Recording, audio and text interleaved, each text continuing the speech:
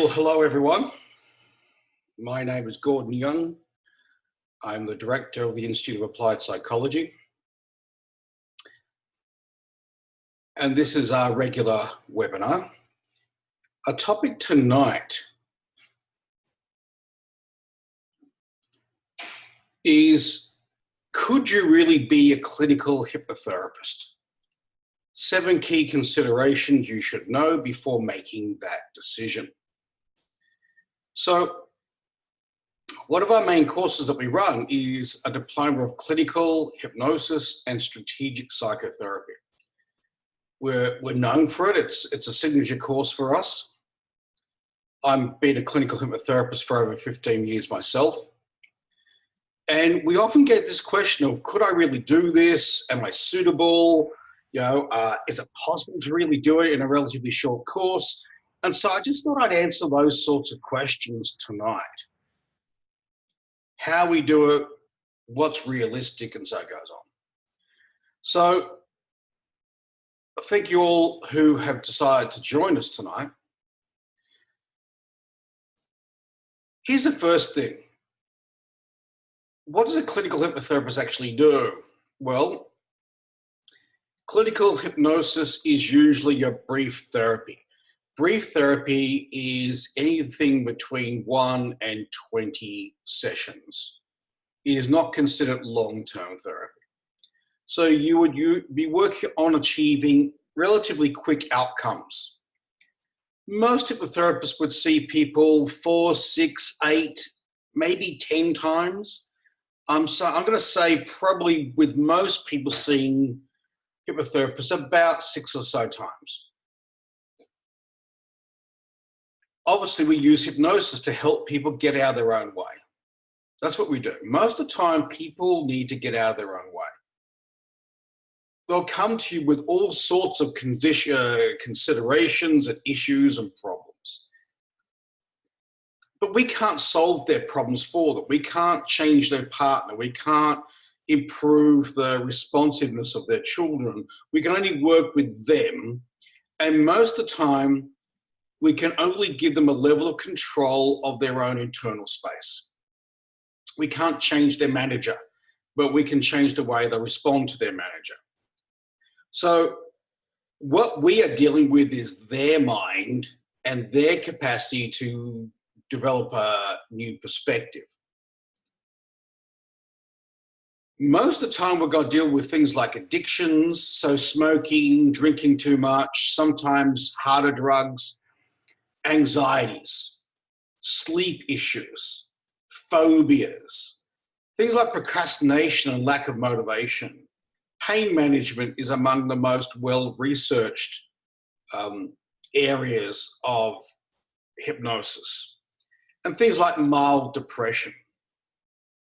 One thing I want to emphasize, because it scares some people, we do not see mental illness. We're not crisis management. So it is very unlikely that someone with psychosis or schizophrenia or bipolar or borderline personality or any of these other large labels you get from the DSM-5, it's very rare that they will come first to private practice and secondly to a hypnotherapist. They are not your clientele unless you're already a psychologist or psychiatrist, in which case that's part of the territory you operate in anyway. So some people worry, what if this walks through my door? What if someone who's schizophrenic walks through my door, and how do I deal with that? You won't have to deal with it. It doesn't happen. If it did, for whatever bizarre reason, you would refer them on. Someone, if they're suicidal or having an episode of some kind, again, you would refer them on. We are not crisis management. We are basically people who normally have a job, managing life okay, but they are just not where they want to be. They've started doing things they don't want to do. They're drinking too much. They're smoking too much. Or they're not doing what they want to do. They're not working out. They're not paying attention to their health. They're not looking after things in the workplace. They can't get themselves motivated. it's that kind of conflicted, but relatively simple stuff that we're working with as a hypnotherapist. Now, if you're already a psychologist or psychiatrist, obviously the range of people you can work with is larger. But if you are coming to us fresh, you're coming to us from IT or human resources or some other profession, then one thing I want you to do is rest assured that you're not going to have to deal with serious issues like that.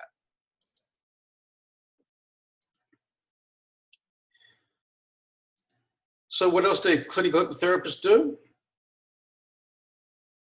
I'm going the wrong way.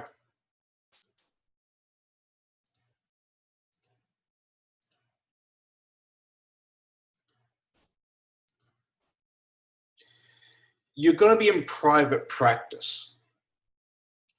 So the skill set of clinical hypnosis and the understanding of the mind is applicable everywhere. I will take that same skill set and I can go into a corporate structure and teach them how to predict why people do what they do.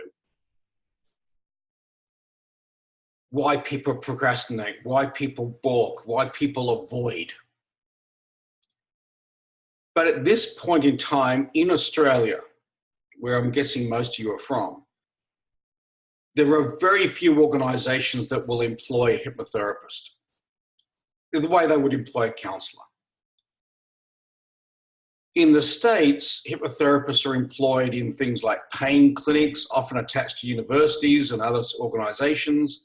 So it's much more common over there, and without doubt, that will start to transpire over here as well. Everything that happens over there starts to move over here. But you have to set up your own private practice. That is one of the areas that hypnosis, that's where you're going to operate. Now, of course, that's going to have benefits and it's going to have challenges. Let's be clear about that. So let's go through those. So what are the benefits of your own practice? Well, private practice, your charge out rates, you get to choose them. You can earn over $300 an hour. I have students who are earning as much as $395 an hour. Now, I'm not saying that is most of the students, I'm saying that is some of the students. Most graduates charge between $220 to $280 per hour. And realistically, I'm going to say you only want to do about 15 to 20 hours a week. So 3 to 3.5 days a week would be ideal for most practitioners. Now, people ask, can you have a six-figure income? Is it possible? Well, look at these two sets of figures here. The answer is yes. Can you do it in the first week of you being out there? Probably not.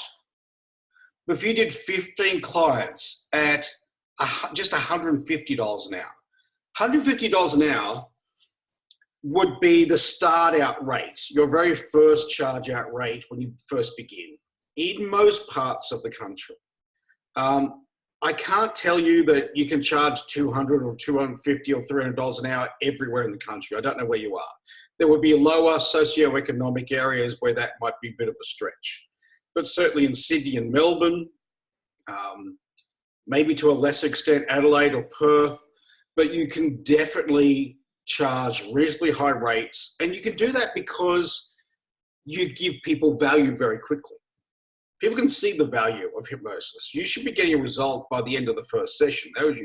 They will know by the end of the first session that this is going to be useful to them.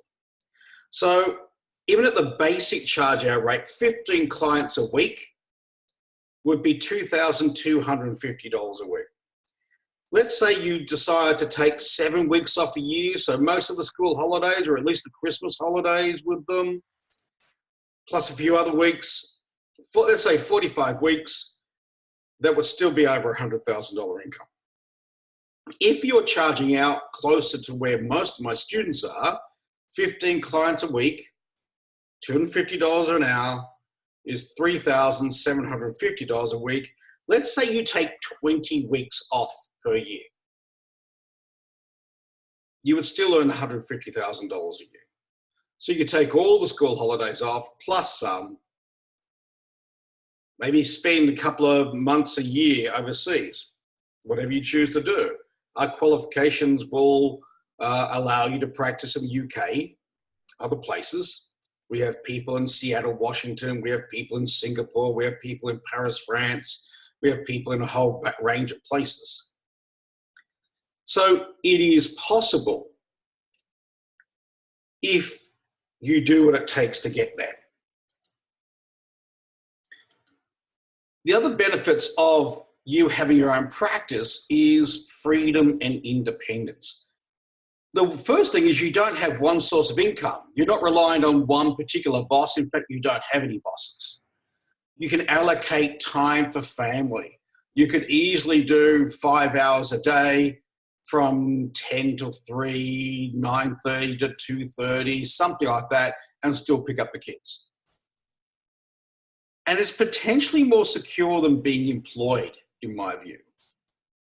There is something called a CEDA report that was done in 2015.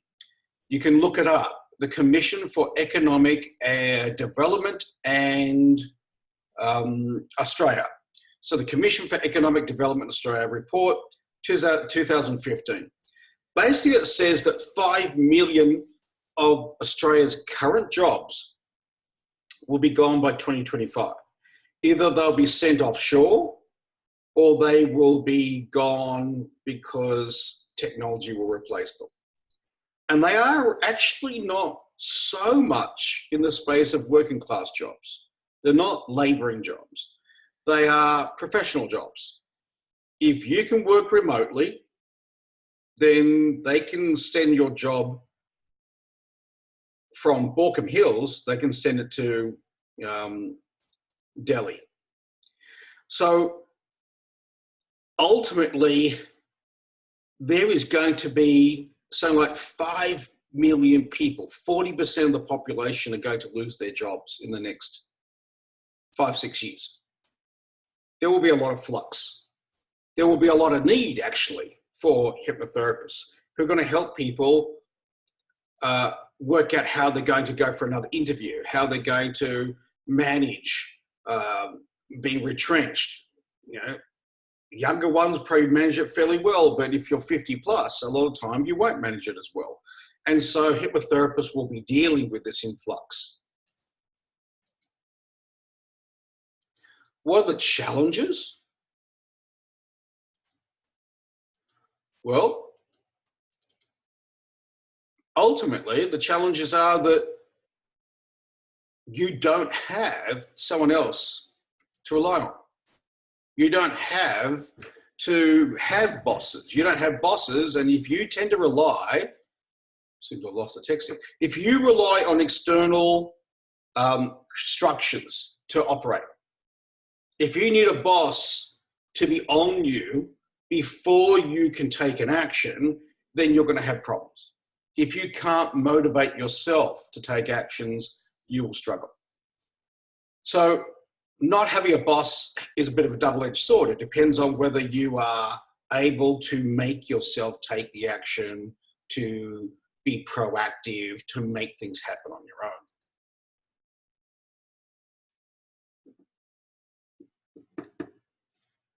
So I'm having trouble with that.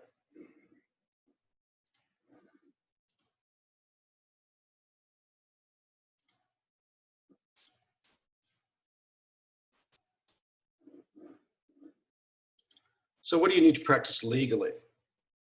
What's going on here?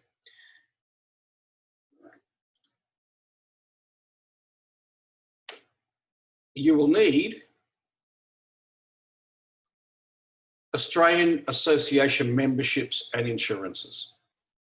The Australian Hypnotherapy Association is the only association that has representation in every state in Australia. You need membership to the association. Why? Because it's your membership number that gives you access to health fund rebates, insurances, malpractice, and third party. And all that comes via your membership number. So you don't have to go and sort out things like health fund rebates. Your provider number will be given to you by the association. If you do not have a qualification that gives you entrance into the association, then you don't have access to those sorts of things. You'll also have ongoing professional development and supervision records, which again, the health funds demand. And you'll have a clear code of conduct to follow. So any training you consider should give you membership to the Australian Hypnotherapy Association. That's the first thing. There are a number of courses out there. They're relatively short. They do not meet the criteria. And as a result, things like when your clients ask for health fund rebates, you can't give it to them. You won't have a provider number. So you will operate outside of the system if you choose to operate at all. The cost of membership is less than $250 per year. So for basically $40 a month, $10 a week, you have all of this.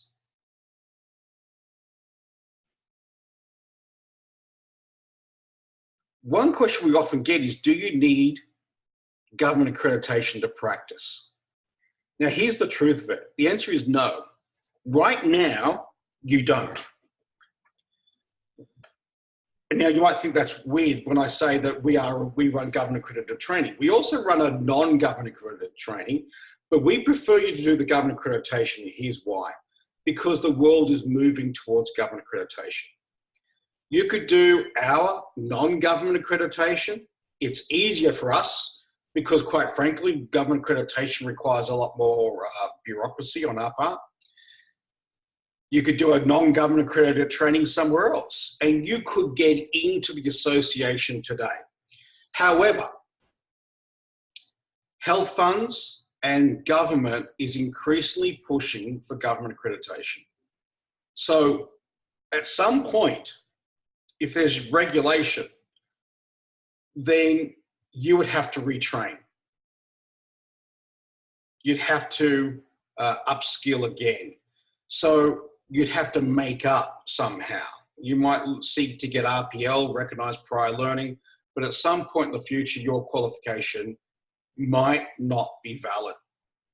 And I don't want to be doomsday-ish with this, but what I have noticed is that it's most of the time it's the health funds that are pushing this as a starting point.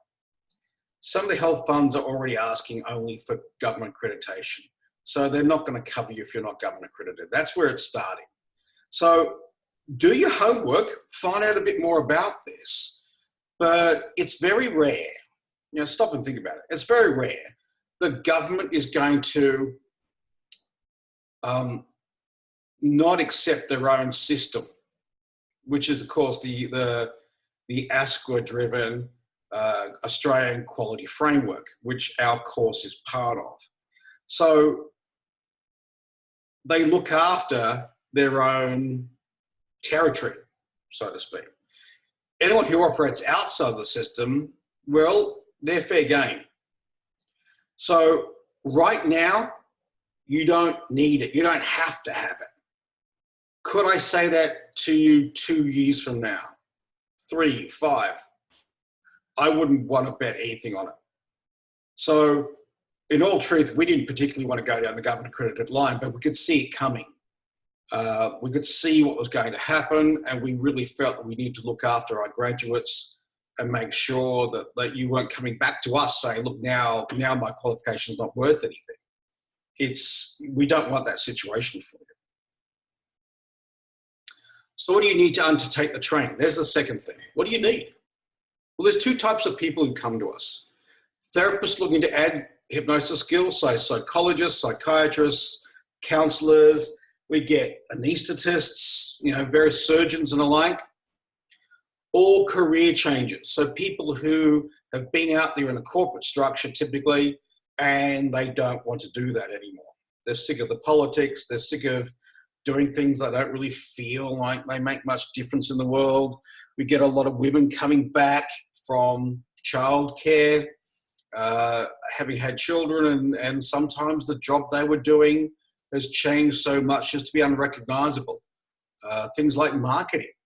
You know, if you were in marketing or branding 5, 6 years ago, you want to go back in now, the whole thing's turned digital. It's a completely different landscape. So people who want to get out of a career and want to actually make a difference in the world. So existing professionals are obviously advantaged in that you know how to sit with someone, you know how to conduct a practice, and there is the separate pathway for you. You can literally do half the course and get through into the health funds and all the other bits and pieces. The other option is we have prerequisites. So what do you need to be able to even do the course? Well, language and literacy. You need to be able to speak English well enough that you could sit through the course. You need to have basic literacy. Probably the biggest one of all of them is age and maturity. So we don't take 18-year-olds. We don't take 21-year-olds. If you're 21, 22, 23, something like that, you would need to already be in a course like psychology or counselling. You would need to already be engaged, and you could transfer that background to our course. But we don't think that very young people are necessarily going to make great hypnotherapists. What makes you a good hypnotherapist is that you've done stuff in your life. You've been through things. You've managed issues. So in truth, most people who come to see us would be 30 plus. So if you're older, a lot of people would be 45. We've had up to 80-year-olds in the room. Those people do very well because they've got a whole lifetime of experience. The other thing you do need, though, is you need some basic computer skills. So you will hand in your assessments. They'll be done on Word, Microsoft Word. You have to be able to do that. Or you have to be able to have enough nous to go onto YouTube and work it out. Yeah, there's plenty of videos that will show you how to do things like use Microsoft. But those are the only real requirements. You don't have to have a particular HSC mark. You don't have to have a tertiary education. You just need these basics. So what else do you need? Well, the more common concerns are, I don't have a university degree. Can I still do it? The answer is yes. This is not a university degree. It is a diploma. And diplomas in the VET system, the vocational educational training system, are all about competency. What can you do? Not what can you explain theoretically about the problem, but what can you do about it? If you haven't studied in decades, is that a problem? Well, the truth is you just have to knuckle down and do it. You know, maybe you haven't written 2 sentences apart from happy birthday in a couple of decades, but you will take a little bit to get into it, but you'll be able to manage it because plenty of other people have done too. Set up a study system, set up study time. How much time do you need to take? This is a big question people ask a lot. Somewhere between 2 and 5 hours a week would probably do most people. You have 40 weeks to complete the course, and you can ask for extensions if you really need to, if life got in the way. But 2 to 5 hours per week would do you. What if you don't pass an assessment? Well, we mark you. Most of the assessments are 20-word responses, 50-word responses. You get ticked on everything that's right, and we send you back here. You have to redo question 10, and we give you a bit of a clue or suggestion of how you might review or think about it differently. You get 2 more reviews of that. Ultimately, everyone gets through if they persist. That's really the criteria. How would you know if you like it or not? Well, that's something you're going to have to do some sort of taste test and see. There are sometimes the idea of it is appealing, but actually doing it might be something different. But I have something we can talk about a little bit later that will help you with that. The other key question is, are you suitable? Is your personality suitable? Well, I'm going to say the first thing is that you need to be willing to tackle your own limitations, your own biases. You're going to work in the field of human performance, human potential, helping people become more of who they want to be rather than whatever they've been brought up with. So that means you have to be open to making changes in yourself. You have to become a student of life so that you can pass on that knowledge and wisdom. You have to become a proactive problem solver. If you tend to only want to talk about things but not really solve problems, then counselling is probably more your space. If you just rather be in the way of being supportive with people and just talk regularly, then counselling is probably more your thing. With hypnotherapy, we are making sure we're getting an outcome. Someone's sick of talking about it, they just want to do something about it. You have to like the idea of working with human potential. You have to like the idea of working with people, and I'm going to say you'll want to make a difference in the world. I'm going to say that's the thing that binds most people who come through our training is they want to make a difference. They feel like whatever they have done in the past, they're not really making a difference. And I was the same. You know, I ran businesses and most people considered me pretty successful, but ultimately I didn't really feel like I was making a difference in the world. Now I do.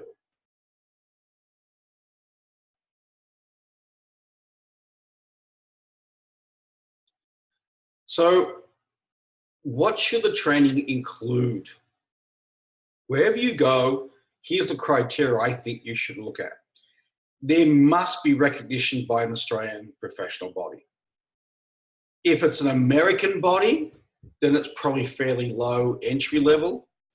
A lot of the American bodies are in fact private companies owned by the schools that are promoting their course through the American body. So check out whether that body is actually a private company or not.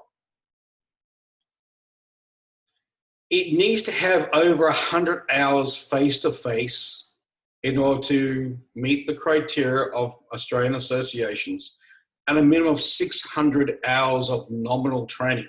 What does that mean?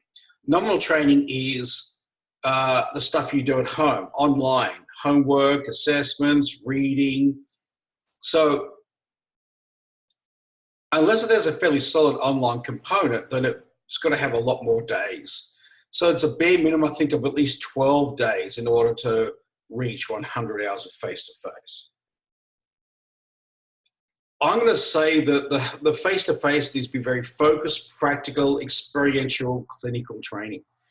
The only reason why we can do what we do in 16 days is everything we do is about how you work with the client.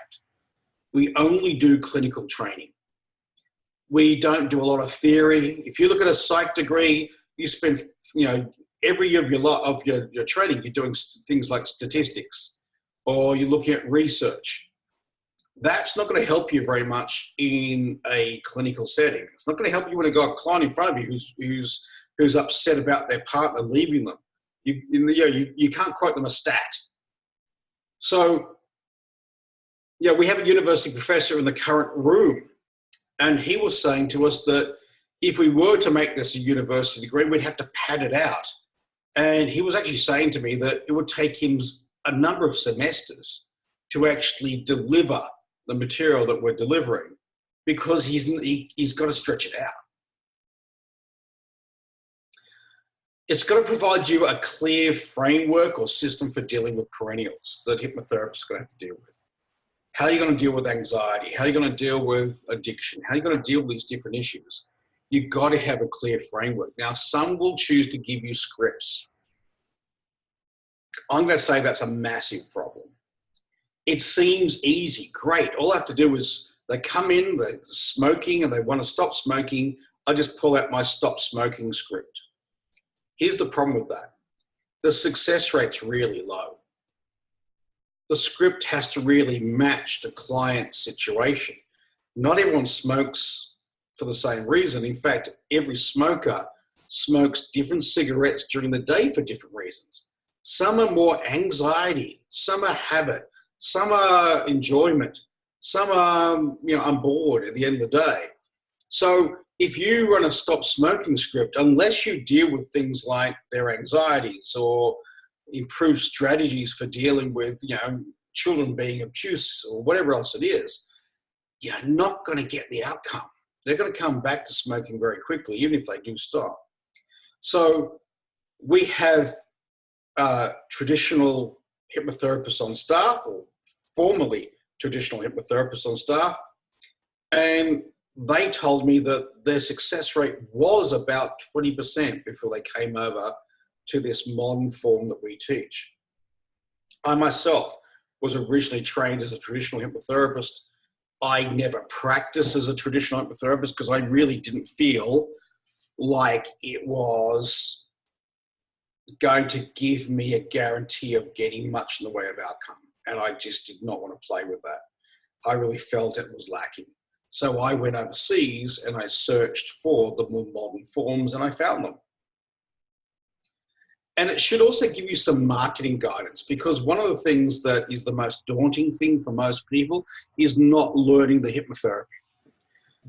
It'll be, how do I set up my practice? So you need some guidelines and you need some help with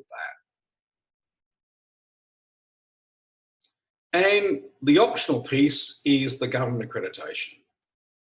Government accreditation is going to be more expensive. Just straight up, it's going to be. It's more expensive for us. We have to keep your records for 30 years. Even if we're to shut down, we have to maintain your records on a system that is quite expensive for at least 30 years. So there's a lot more commitment. We go through all sorts of auditing processes. They check very thoroughly what we do. Whereas we have competitors that no one checks them. Until someone complains, no one's going to check.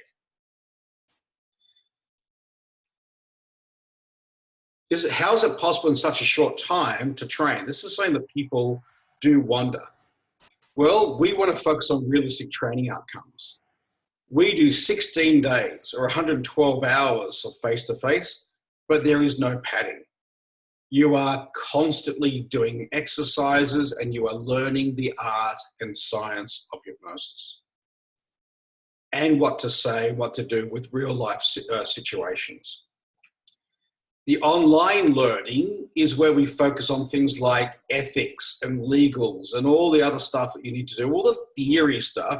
We're mostly delivering via online learning. So our 16 days are very, very heavy in practical. And the other thing we do is an ongoing support program. So we have something like 180, it's actually burgeoning up to about 200 hours of video in our system. Demonstrations of me working, demonstrations of the best in the world working, and you have access for 5 years after you graduate. Now, I'm saying 5 years because I don't want to overpromise anything. I really don't like doing that. The truth is, we keep it open to you always. We've got people in supervision with me now who qualified in 2012, and they're still going back and looking at some of the videos. If you don't get if it takes 3 years before you get a client who comes in with a particular issue, and you remember, I did a demonstration of that, you can go back and watch that video again 5 years after you've finished with us. So I'm saying 5 years to put a cap on it, but the truth is we have no issue with you being there ongoing. We are just about to change the system as you move it to another platform to make it easier, but that shouldn't change access too much. And we also provide ongoing supervision and ongoing professional development if you want it.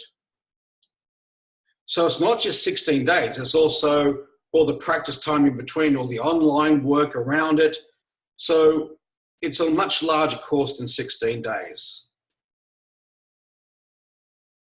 And we have a system that allows us to break down any problem that comes your way. And I'm just going to show you a quick glimpse of it. This is us. This is not anyone else. This is, yeah, this graphic might be a little bit rough because I actually had to pull it out of the manuscript for a book that's going to be published very soon. We have a system or a framework that helps you understand virtually every problem that walks through your door. I've put this together, myself and a university professor have put this together. This is one aspect of it. We call it the core four. The core four are four, well, it's basically five because they're foundation.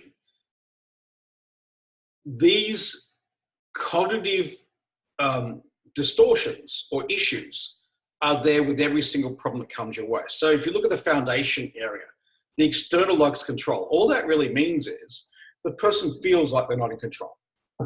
The person feels like they don't have choice. One of the things you must do as a client, as a therapist, is help the client take back control of whatever they can and to accept what they can't. That's an easy thing to say, but hypnotically you can make the distinction for them and help them let go when they just find they can't normally. Then with every single problem, there will be something called a globalization. A globalization or global thinking is where you amplify the problem. So you have problems with a couple of colleagues at work, and your brain starts to tell you, nobody likes me at work. Everyone's against me at work. And this starts to blow out. Or statements like, I'm an anxious person, or I've always been this way. These are global statements that make the problem more intractable because it's a really big problem. Or I'm always anxious, or I've been depressed for 10 years. The truth is, no, you haven't. You might have had depressive episodes over a 10-year period, but you weren't depressed for 10 years. And the more you tell yourself that you've been things like depressed for 10 years, the more depressed you get because it sounds like a terrible waste of a life. When in actual fact, you've only had depressive episodes. So global thinking ramps up every single problem. It doesn't matter what the details are of the problem, there will be global thinking in there. The other piece there, the internal orientation, is that you have to be inside your own head to do this. You can't be out there with the external world. You've got to be always ruminating. Excessive rumination or over-analysis is a key component to every problem that comes through a hypnotherapist's door. That propensity to favor the imagination and the internal world over what's actually happening externally is core to every problem you will see. The third piece there is ineffective compartmentalization. Compartmentalization is the skill of being able to park something when it doesn't serve you anymore, to close the chapter, to turn it off. If you can't sleep, you can't get to sleep at night, you think about what happened today, you're worried about what's going to happen tomorrow, that's a good example of poor compartmentalization skills. Most people don't have good compartmentalization skills. If they had an argument with their partner in the morning, that still bothers them till 11:30 in the morning. Now they're compromising what they're doing at work. Now they're getting behind at work. Now they've got to feel they've got to stay back. So poor compartmentalization, inability to put a thought aside or a feeling aside that doesn't serve you and get on with things is another key component to every problem. And a low tolerance for ambiguity is the last piece here. All it's really saying is you don't like the unknowns. In essence, anxiety really is the fear of the unknown. That's all it is. When you don't know what's going to happen, you fear it. You fear it because you have a negative expectancy of what's going to happen. You imagine it's going to be bad. So all anxiety is going into the future and imagining things going badly. That just tells me that you have a low tolerance for uncertainty or ambiguity. And so everything to do with anxiety and everything to do with depression, because the same thing's true there, is linked to a low tolerance for ambiguity.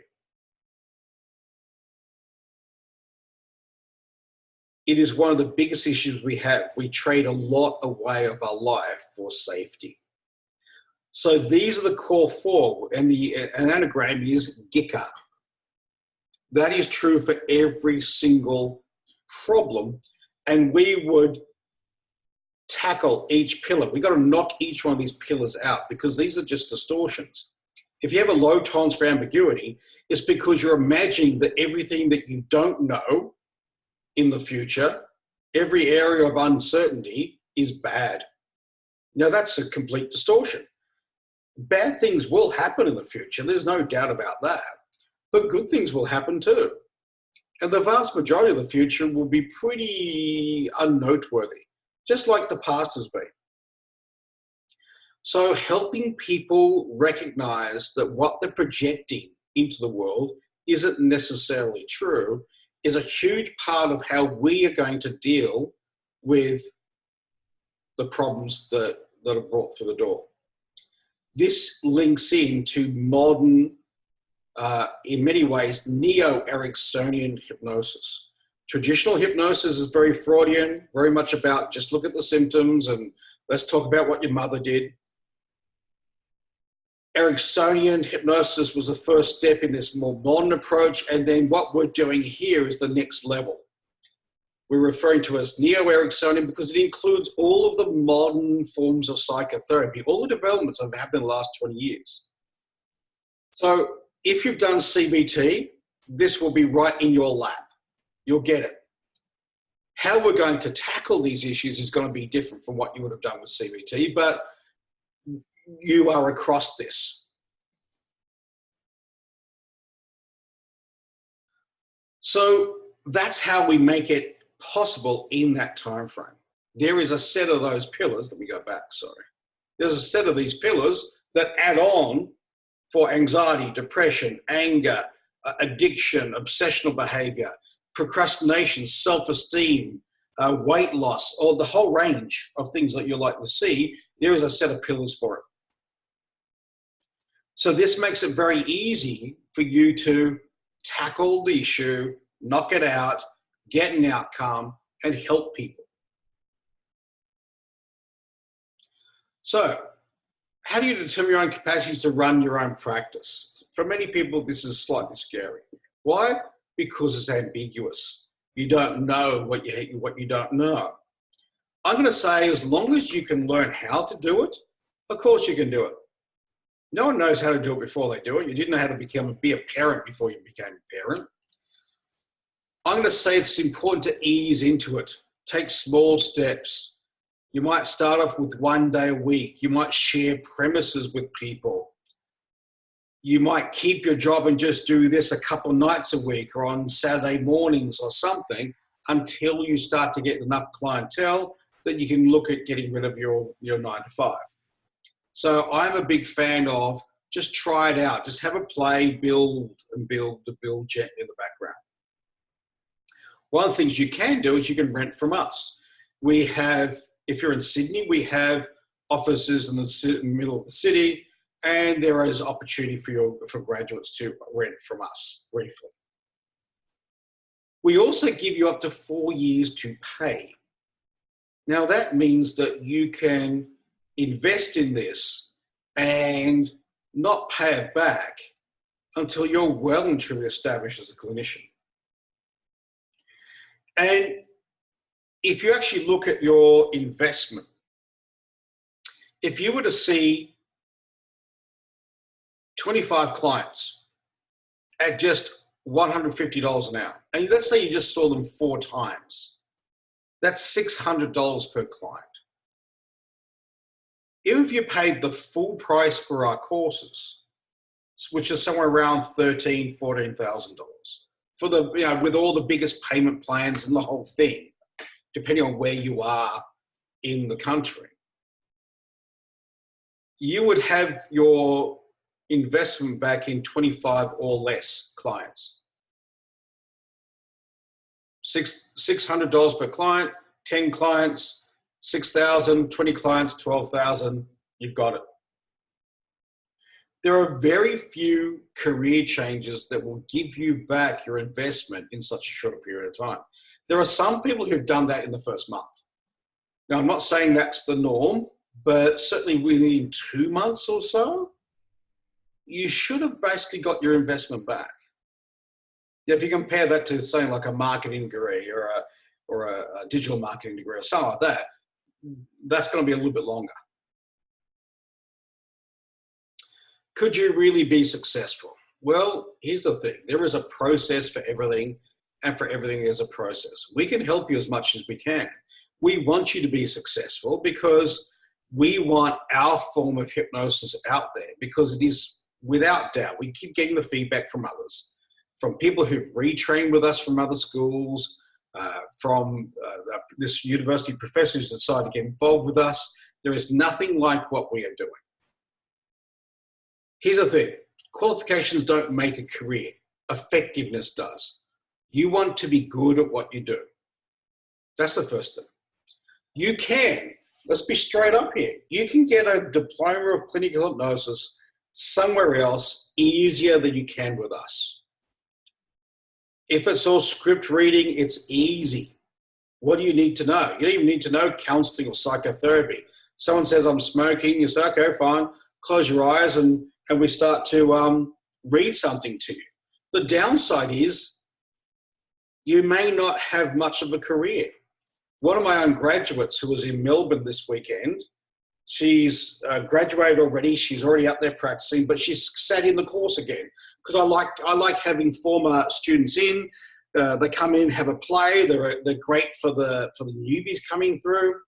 And she was saying how she's just terrified by some of the models that she's seeing as she's going out there onto forums with hypnosis and meetings of people. She said a lot of them aren't earning even $30,000 a year, which is appalling. And part of the reason why they're not earning very much is because no one refers them. Their success rate's appalling. They don't have marketing. They don't know what they're doing. They're just really just playing in the muddy end of the pool. If you look at most hypnotherapy websites, it'll look like their 10-year-old made them. That's because they're just not very professional in the way they tackle the world.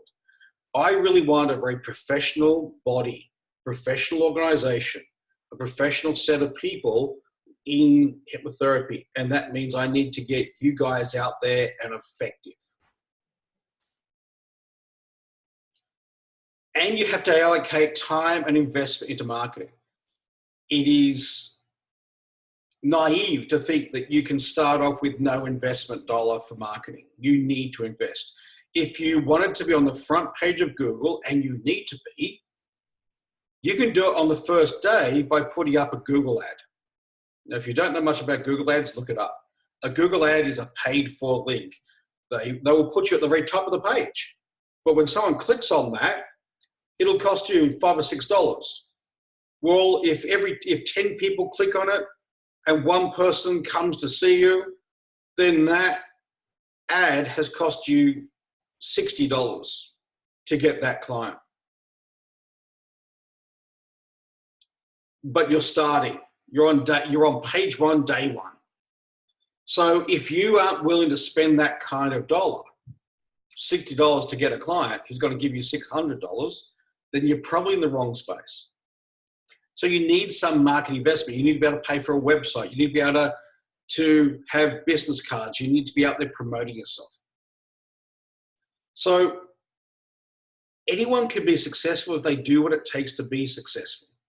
Among my most successful graduates is someone who, quite frankly, has said to me he's actually not that good, but he's got his marketing right.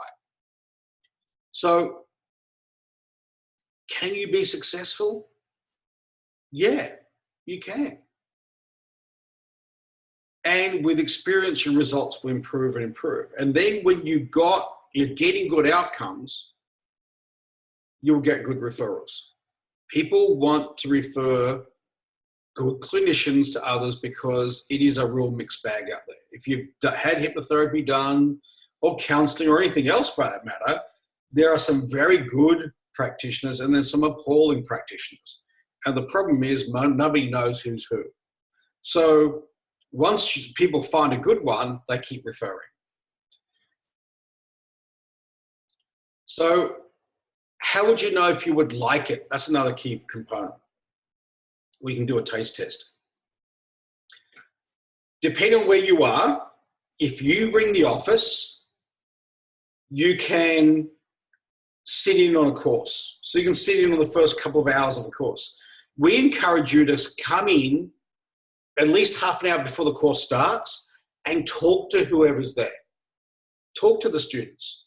Find out what they know, what their view of it is.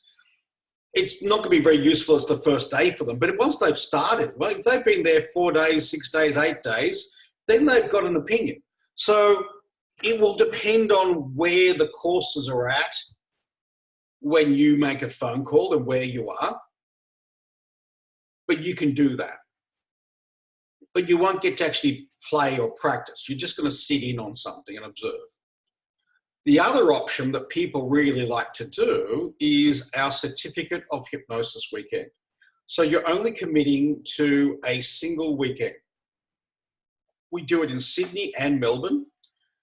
The full price is $790.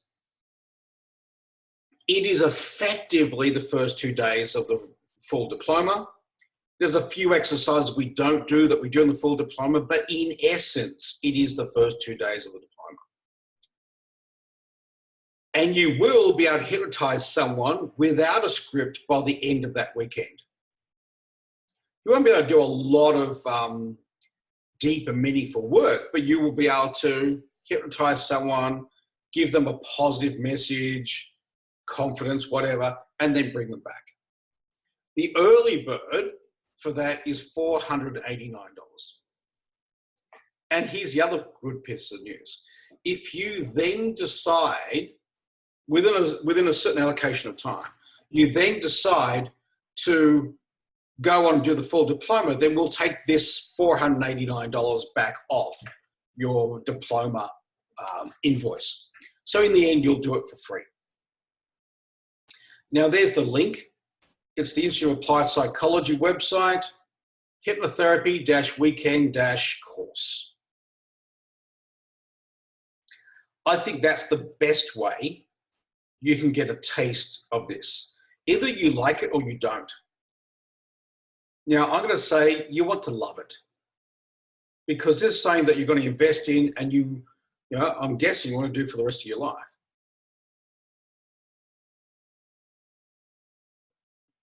So,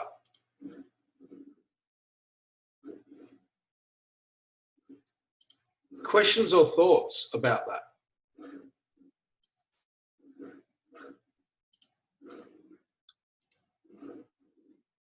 Let me just check this box.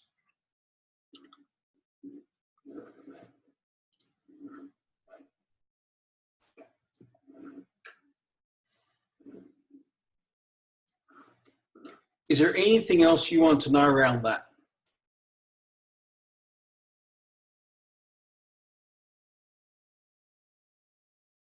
Have I answered your questions when it comes to this subject?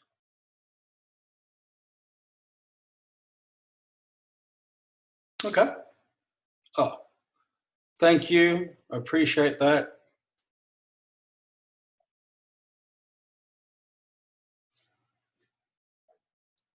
What is the full cost of the course, the diploma? You need to talk to the office. It varies a little bit with the format and where you do it. It varies depending on whether you have a psych degree in the background or if you have to do travel. So we give travel allowances for people who are coming from regional Australia, or because we want to try and help you out with things like accommodation costs and things like that. So if you can show us that you've got to do accommodation, you've got to pay for airlines, etc., we'll look to cover some of that for you. We don't teach medicine. What percentage of course do you cover CBT? We're not really covering CBT per se. We don't just go after belief, we're going after a particular model, but ultimately the same distortions that you would have learned in your CBT course, we will be using. So in our experience, a lot of psychologists and the like will just do the first half of the course because that's all you have to do to get all the hypnosis components. But once they've spent a bit of time with us, they often decide to go on and do the rest of it because it is still very different from what they've learned. Even though they're familiar with some of the terms, it is still quite different.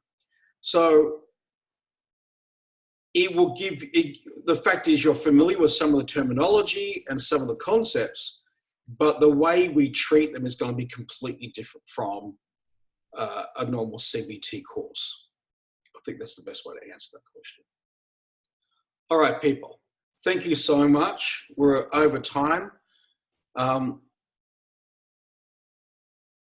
We can't give you accommodation or flight help on the weekend course.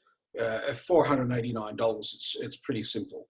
But if you're in a state where, if you're not in Sydney or Melbourne, if you're in Brisbane or Perth, right now there would be courses running that you could sit in on and get a feel for the training style, get a feel for the type of work we're doing, get a feel for what the students think. So maybe that's your first step, is to go and sit in. And, you know, maybe it's worth considering our willingness to do that. Obviously, we're fairly confident that that people in our courses are pretty happy. So call the office and we can organise it. We can't have you just show up, but if the trainer knows you're coming, they can, you know, spend a little bit of time with you before class, and they can also send you off. Here's Jim, here's Jenny, blah, blah, blah. Here, go off and talk, and give you some sense of what it could be like. Because you want to be sure about this. If you want to invest in this, you want to decide, first of all, you're in the right place. You're with the best school. And secondly, you want to do this. This is something that's going to appeal to you.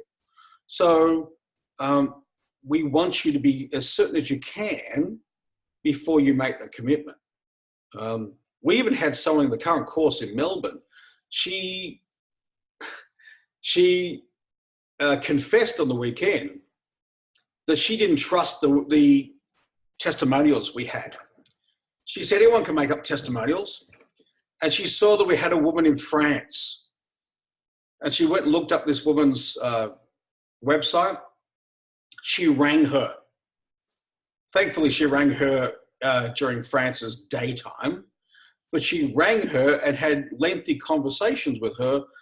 And it was the fact that this woman had come all the way from France, having really checked out most of Europe, had come all the way from France to train with us, spent, you know, a fair investment in time and money. She had to live here for 6 months and was very happy with the training that's actually got her to commit herself. So she was very thorough. She watched every video I'd ever done, apparently, and checked out people far and wide. Some people were laughing in the room. Everyone was finding it quite amusing, but ultimately she's pretty confident she's made the right decision, and now she's really happy with what she's done. So yeah, by all means, research it. It's important.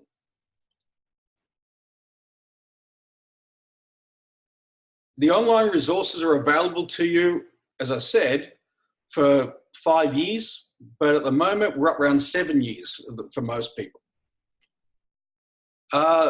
And contact the Brisbane office. Right now, we're running a course in Brisbane. You still need to just call our main office here in Sydney, but we can certainly talk to you about it. Even the people who are on the phones are people who've done the training. So who are doing, you know, coaching and things like that on the sides, but they're actually they have done the training. So they know it as well as anyone else. They came to us as students first. Okay, thank you all. I wish you all a very good night, and hopefully we'll speak to you soon. Good night.